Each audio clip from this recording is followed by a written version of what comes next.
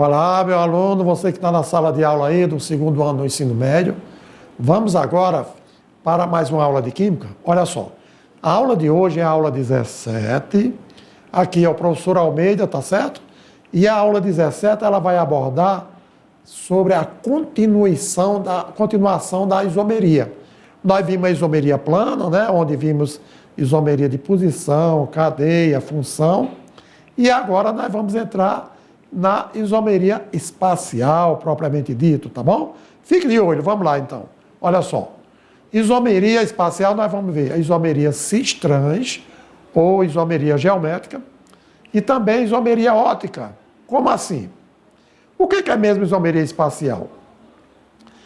Isomeria espacial trata do estudo dos isômeros espaciais, que são chamados estereoisômeros, que pertencem a uma função, a mesma função, e diferenciam-se entre si pela configuração das moléculas, ou seja, pela disposição espacial dos átomos que constituem as moléculas isômeras. E aí? A diferença realmente entre os isômeros só pode ser percebida quando você analisa a geometria real das moléculas, pois existem dois tipos principais da isomeria espacial, e entre elas a isomeria geométrica, ou cis-trans, e a isomeria óptica. Então, falar de isomeria cis-trans ou isomeria geométrica é dizer que é o tipo de isomeria espacial que ocorre entre, olha aí, muita atenção, entre compostos de cadeia que possuem ligação dupla entre os átomos de carbono, sendo que cada átomo de carbono da dupla apresenta seus grupos ligantes diferentes entre si. E em compostos de cadeia fechada ocorre desde que existe no ciclo, dois átomos de carbono com dois grupos ligantes diferentes. Então, a isomeria, olha só, você está vendo. Primeiro tem que existir uma dupla ligação entre dois átomos de carbono. E em seguida, os ligantes de cada carbono têm que ser diferentes entre si. Já nos compostos de cadeia fechada, vai ocorrer isomeria cis-trans também, mas desde que exista no ciclo dois átomos de carbono com dois ligantes diferentes. Por quê? Porque na isomeria cis, os ligantes iguais de carbono diferente ficam do mesmo lado do plano espacial. Lembrando, ligantes não do mesmo carbono, ligantes iguais desde que sejam nos carbonos diferentes. E quando nós tivermos a trans, então os grupos ligantes iguais de carbono diferente ficam de lados opostos do plano espacial. Está vendo aqui, ó? Nós temos dupla ligação entre o carbono e os ligantes de cada carbono, eles são diferentes, está vendo? Hidrogênio, cloro e tal. Quando os ligantes de carbono diferente ficam iguais do mesmo lado, nós temos isomeria cis-trans. E quando nós temos os ligantes iguais em lados opostos, então nós temos aí o trans. Portanto, quando estão os ligantes iguais dos carbonos diferentes do mesmo lado, aí nós temos aqui o quê? O cis-dicloroeteno para esse composto. E o segundo exemplo, trans-dicloroeteno. Quer dizer, eles são a mesma forma molecular, porém eles são diferentes quanto à geometria espacial. Importante ainda lembrar que a dupla ligação entre os carbonos é rígida, ou seja, não é passível de sofrer rotação e de ser a mesma molécula, mas sim corresponde a compostos diferentes. E é por isso que a isomeria geométrica não ocorre em compostos de cadeia aberta, que sejam saturados, quer dizer, que tenham ligações simples. Isto é, que possuam somente ligações simples, uma ligação entre eles, os carbonos. Tendo em vista que essas ligações podem sofrer rotação, a serem, na verdade, somente um composto orgânico. Agora, em compostos que possuem ligações triplas entre os carbonos, a geometria geométrica também não ocorre, porque os átomos só podem realizar mais uma ligação, visto que já possui 3 ligações. Então, o carbono é tetravalente, né? Na isomeria geométrica ou cis-trans, em compostos fechados ou ciclos, não é necessário haver ligação dupla, pois o ciclo impede que esse movimento de rotação dos átomos de carbono ocorra. E qualquer movimento desse tipo causaria o rompimento da ligação e do ciclo. Ok, meus alunos? Então, leia com bastante atenção para a gente entender exatamente o que acontece. Aqui, 2 exemplos, onde nós temos aqui, ó, o ciclobutano, o metilciclobutano, ou dimetilciclobutano. Tá lembrado? Então, você tem no mesmo carbono, você tem hidrogênio e você tem o radical metil.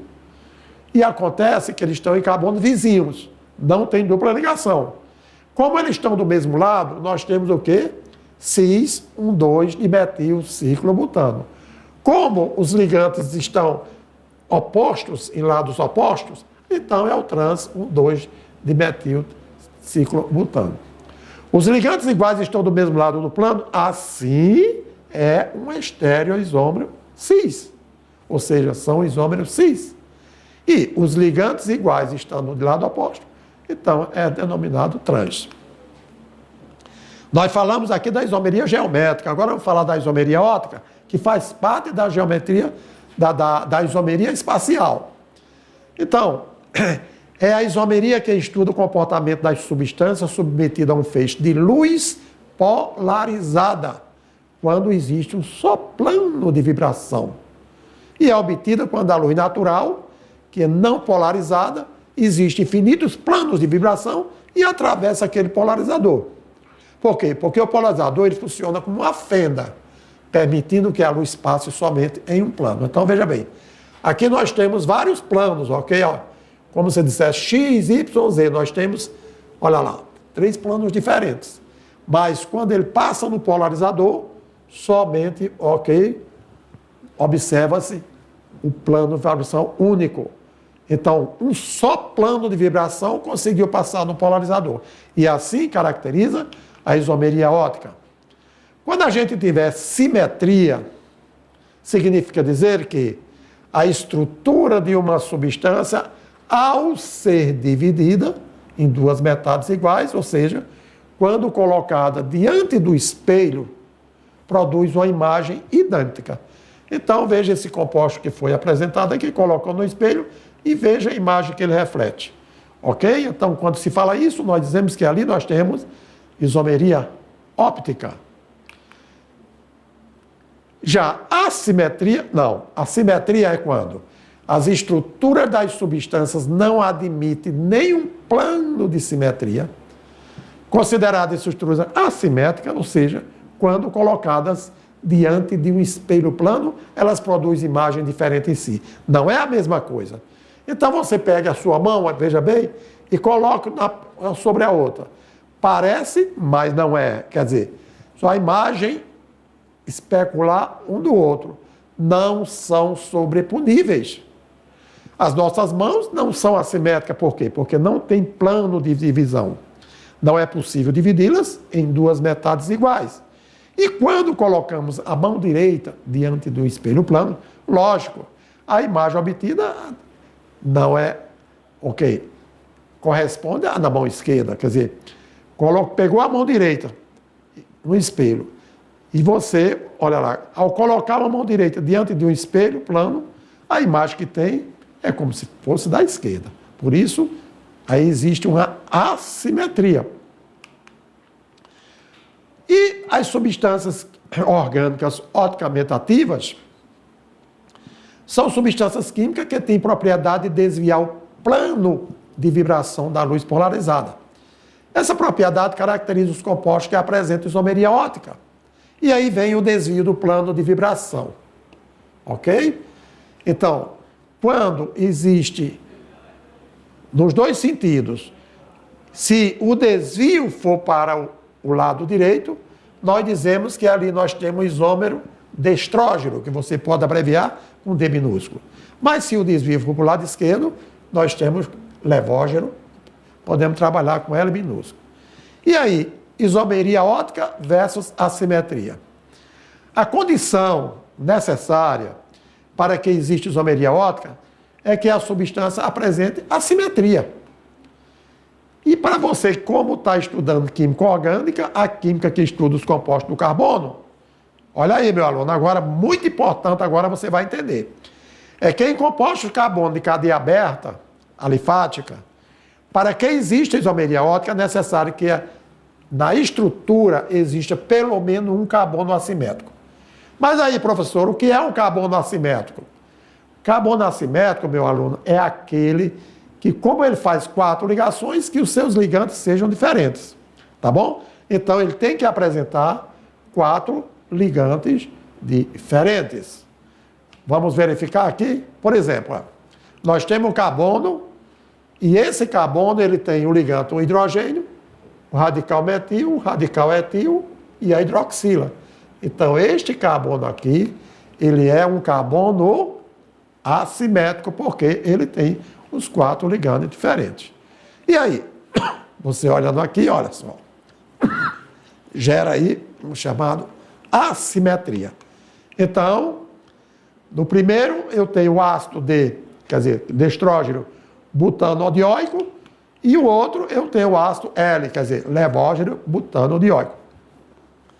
Então, eles são completamente assimétricos. E se você observar, é porque existem 2 carbonos assimétricos. Carbono assimétrico, pode olhar que o carbono, os seus 4 ligantes são diferentes, tudo bem? Olha aí, se não fosse o carbono assimétrico, não existia, assimetria no composto. Sendo assim, olha lá, nós temos aí os carbonos assimétricos. Mas é possível quantificar quantos isômeros óticos ativos você pode ter? Claro que é. Como assim? Para determinar a quantidade de isômeros oticamente ativos e inativos de uma substância, utilizamos as expressões matemáticas propostas pelos cientistas Van 't Hoff e Lebel, onde eles dizem que o número de isômeros óticos ativos, abreviado por IOA, é exatamente 2 elevado a N. Mas quem é N? N é o número de carbonos assimétricos que existe no composto, tá bom? Ou ainda, número de isômeros óticos inativos, 2 elevado a N sobre 2. Portanto, verificando aqui, existe neste composto, ácido delático, um carbono assimétrico, ok? Ácido elático. Por quê? Se você verificar, como existe um carbono ativo, ou um carbono assimétrico, 2 elevado a N, 2 elevado a 1 é 2. Quer dizer, existe 2 isômeros oticamente ativos. Olha, um foi o ácido delático, o outro ácido elilático. E oticamente inativo, 2 elevado a N sobre 2. E aí 2 elevado a 1 sobre 2, quer dizer, apenas um isômero oticamente inativo. Por quê? A presença de um carbono assimétrico, no caso um carbono como ele, determina a existência de 2 isômeros oticamente ativos, o ácido destrógeno lático e o ácido levógeno lático, que são química e fisicamente iguais e fisiologicamente diferentes, provocando o mesmo desvio no ângulo, porém em sentidos opostos. E um par de isômeros oticamente ativos, como nós temos lá o D e o L, então os quais apresentam o mesmo ângulo de desvio e nós chamamos de antípodas óticos ou enantiômetros. Sua imagem em quantidades equimolares, em termos de concentração, resulta numa mistura oticamente ativa conhecida como isômero racêmico ou mistura racêmica. Lembrando, um carbono assimétrico, nós temos destrógeno e levógeno, que são isômeros oticamente ativos. Então, são eles chamados de enantiômeros. Agora, os isômeros oticamente inativos caracterizam a mistura racêmica, ou seja, são isômero racêmico. Tudo bem? Na sequência, a isomeria ótica em moléculas cíclicas, ela ocorre em compostos cíclicos em função da assimetria molecular, que você já sabe. Para isso, devemos levar em conta que os ligantes fora do anel e considerar como os ligantes as sequências no sentido anterior do anel. E aí observamos, olha aí, exemplo de isomeria ótica em moléculas cíclicas, tá certo? Olha, nós temos aqui o carbono 2 e o carbono 3 não podem ser considerados assimétricos. Por quê? Porque existe 2 átomos de hidrogênio em cada um. Então, são ligantes iguais, não pode acontecer. Agora, o carbono 1, sim, ele tem ligante diferente. Quer dizer, o carbono 2 e 3 não pode ser considerado assimétrico, pois não apresenta ligantes diferentes. Somente o ligante 1. E agora, meu aluno? Tudo bem com vocês?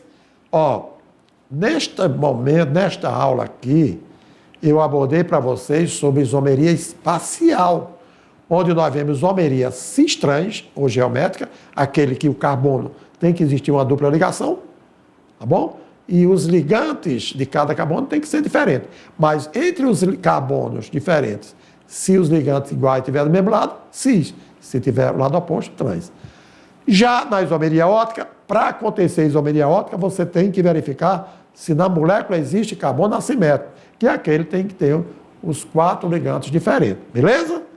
E aí, você quer saber o número de isômeros ópticos ativos? É você pegar e elevar 2 elevado a n, que é o número de carbonos assimétrico. E inativo, 2 elevado a n sobre 2. Beleza? Agora você... Aí, no momento interativo, nós vamos ver o momento interativo. Se ligue aí, ó, porque você vai ter uma atividade muito legal que você vai atribuir, levar em consideração a isomeria óptica ou isomeria espacial. E aí você vai montar lá o grupo de 3 a 4 alunos, ok? Todos de baixo. E aí você vai verificar todo o material, meu caro aluno, e você vai, ao observar as orientações, faça com que, meu professor presencial, os alunos montem seu grupo. E quando concluírem as tarefas, os comentários, e sim, que vai ser muito importante para eles refletirem, porque nós estudamos sobre isomeria. Tá bom? E o momento interativo tem muito a ver com isso aí. Mas, calma, os alunos vão pesquisando, pegam o material e vão montando os seus grupos de trabalho, tá bom? E aí sim, desejamos a vocês sucesso, tá legal? Lembrando que o momento interativo é uma maneira prática de colocarmos conhecimentos adquiridos no exercício, tá bom? E aí, em seguida eu voltarei ainda para fazer uma revisão sobre isomeria espacial, a cis-trans, geométrica, e a óptica. Fique ligado, ok?